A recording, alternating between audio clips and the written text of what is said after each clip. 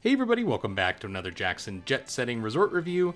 Today we're checking out the Renaissance Orlando Disney Springs. This is a fairly new addition to the Marriott portfolio. It's a rebrand from the B Hotel and it's an official Walt Disney World hotel. That means you're eligible for early entry into the theme parks each morning up to 30 minutes before all the regular guests that are staying off property. Now this property is not very Disney themed, but you can use points and earn Marriott points for staying here, so that's very attractive, and the rates are going to be a lot cheaper than most of the Disney World official hotels that are run by Disney. I only paid $150 a night here, which is really a screaming deal for all the perks that you get. So let's walk through the resort and check it all out, as we always do on the channel. And if you're interested in these types of videos, if you love Disney hotels, if you love resort tours, please subscribe to the channel. It really helps us out. There's one main restaurant on property, and that's the American Kitchen. So you're going to serve breakfast here. This is where you can get your Marriott benefits for free breakfast. I had a food beverage credit from the resort fee of $50 a night, so they included $25 a night in that resort fee, which I thought was pretty nice because I was able to use it at the bar. You also get some Disney transportation and some other items included in that resort fee, so definitely make sure you use the benefits if you can. So that covered a beer and some bao buns right after the parks. There's a fairly large convention center attached to the property, so you may be here for a conference, making it pretty easy for the rest of the family to go hit the parks while you're conducting business. Now, there are some official Disney hotels that are a part of Marriott, like the Swan, Dolphin, and Swan Reserve, that are considered deluxe hotels, and that means you get extended evening hours certain days of the week. This hotel is not one of those, so you just get early entry in the mornings at all four theme parks 30 minutes before official opening. Now, those other hotels like the Swan and Dolphin are going to be a little bit more convenient to the parks because they do offer boat transportation to Hollywood Studios and Epcot and are also walking distance. They do have a little bit more frequent bus transportation as well. It's something that you don't have to reserve. You do have to reserve transportation here at the Renaissance Orlando, but it is included, so that is a benefit. Just know that you're going to have to kind of make do with that schedule. I often end up just Ubering to the parks here and just considering that part of the cost, kind of control my own schedule and get there nice and early for rope drop. Now, you can tell that the resort is definitely older, but I do think that they did a great job refreshing the property when it became a Renaissance. I don't stay at many Renaissances, but funny enough, the last time I was in Orlando, I stayed at one, and I do feel like they're a little bit more upscale of a brand, so I do try and seek them out and stay at them when it makes sense. But I do like this pool. It's nice and leisurely, it's kind of free-flowing, so it's got all of the necessary items for kids to have a lot of fun in the pool. No water slide, sadly, so they may have a little bit of pool envy from some of the other resorts in the area, but they do have a pool bar and restaurant as well. Right next to the pool is going to be the arcade, which was mysteriously locked when I tried to access it, but got your standard arcade equipment in there. And then walking inside, you'll see the small coffee shop that's open early in the morning. So this is where you can get your Starbucks coffee, some grab and go items before heading to the parks. I asked, and you can't use your Marriott benefits for breakfast if you have Platinum or above at that location. You do have to go into the buffet.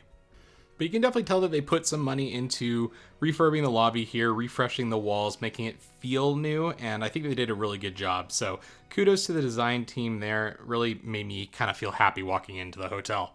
Now, if you're going to get assigned a room here, you might receive a room like I did in the hotel tower, or they do have the bungalows that you saw surrounding the pool, and those are going to be a little bit further of a walk away from the main lobby.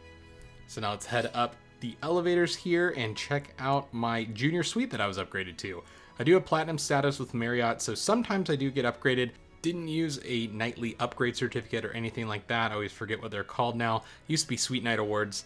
But as you walk in, you're going to see a small bathroom, but a door on the shower, which is a big requirement of mine nowadays. I hate the European showers that some hotels are putting in there. And then as you walk in, you can see the standard Renaissance toiletries. I will say this shower didn't have great water pressure and it was quite cold. I don't know what the deal was, so overall kind of a miss there. I feel like those are two pretty nice requirements for a shower in this modern era. You can tell they didn't really decorate the walls very much here in the suite, but it is a big suite. And they call it a junior suite, but the bedroom's actually separated by a door, so actually I call this a full suite. The bedroom does not have any windows though, so it does have kind of a prison feel going on in here. These are very old rooms, you can tell. They have a small closet off of the bedroom right here, so overall, you know, it's going to fit a lot of people. You can squeeze a lot of people into these rooms and have a lot of space. If you're coming here for the parks, ultimately you're really not spending that much time in the room most of the time. So overall, I think it's nice to receive an upgrade for sure, but I do like having a window next to the bed just to be able to look out in the morning. Now, they do offer some Disney perks here. They bring in the characters at some points, and then Mears is going to be your bus transportation in the morning and in the evenings, so you can see that schedule earlier in the video just to check things out. The morning that I checked out on my one-night stay, we were going to go use the early entry benefit over at Disney's Hollywood Studios, which is the closest park to Disney Springs. It's a short Uber ride, short bus ride over there, and you can see a couple of the other hotels in the area. There's a lot of Hiltons in the area. There's a Holiday Inn that will be up on the channel shortly. Number of different hotels that I'm slowly staying at as my different visits to Walt Disney World happen. My goal on this channel is to show all sorts of different types of travel that you can do, and Walt Disney World is such an expensive destination that I think checking out and reviewing these properties at Disney Springs are kind of important to people on YouTube, because you may be looking for ways to save money but still get some of those Disney perks. Uber drop-off is right next to the buses at Disney's Hollywood Studios, so you just have a short walk over to the security. Once clearing that, you're going to see a long line of people waiting for the gates to open. This is going to be both early entry and regular guests, because now Hollywood Studios lets in everyone into the park, and then at certain touch points you're going to have to let a cast member know that you're here for early entry, and they'll scan your magic band, or in my case, I'll show a little piece of paper that the Renaissance gave me. Most of the time, these third-party hotels, you can actually link your reservation in the app, making it a seamless experience with your magic band, which I did have, but the paper worked great. I'd never used that before, so just letting you know that that is an option over at the Renaissance. There's that piece of paper right there. I rode Midway Mania because Slinky Dog was down first thing, but it all worked out because I did get an experience pass after Star Wars broke down and was able to ride that a little bit later. So I quickly pivoted, ran over to Tower of Terror, rode that. Rock and Roller Coaster was down, so I had to come back for that a little bit later. But I did want to give my condolences to Muppet Vision 3D, one of my favorite attractions of all time at Walt Disney World. It's a family favorite, and I was sad that this was going to be the last time I was going to be doing it in its original form. I did want to park hop a little bit during my stay, so after my ride on Slinky Dog, I headed over to Epcot on the Skyliner. Skyliner is a gondola style system, making it pretty easy to connect in between the parks. The two parks are also connected by boat transportation, but you're going to be stopping at each resort along the way. With the Skyliner, you just have one transfer and then a intermittent stop at Riviera. Still takes about 30 minutes, so just keep that in mind for transfers. You can also walk, and I think that walking is a little bit quicker if you're a fast walker like myself. But I wanted to dine in the Japan Pavilion at Epcot at one of the newer restaurants here. I do love good sushi. I love tuna, so I did splurge on some of the fine tuna that they flew in just from Japan, and then wanted some udon noodles as well. Overall, a very fine lunch, and loved the service. Loved the cold Sapporo too on this very hot summer day. Japan Pavilion, just one of the best pavilions out there at Epcot, so don't miss that. Rode Living with the Land over in Future World at the Land Pavilion, then parked up back to Hollywood Studios to meet a friend briefly, and then came all the way back to Epcot for dinner. Couldn't really decide where I wanted to eat, and by the time that I decided I wanted a sit-down meal, really the only great option available to me was going to be teppanyaki, which is in the Japan Pavilion, so it was a very Japanese day.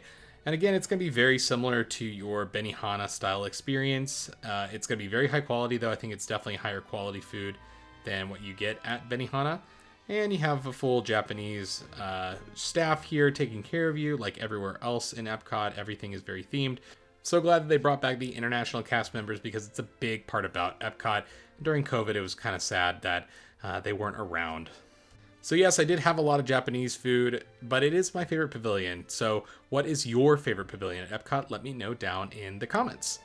If you're trying to save money on your next Disney vacation, I've partnered with FinanceBuzz, who've chosen the best credit cards from their trusted partners to ensure you're not leaving valuable rewards on the table or paying more for travel than you have to.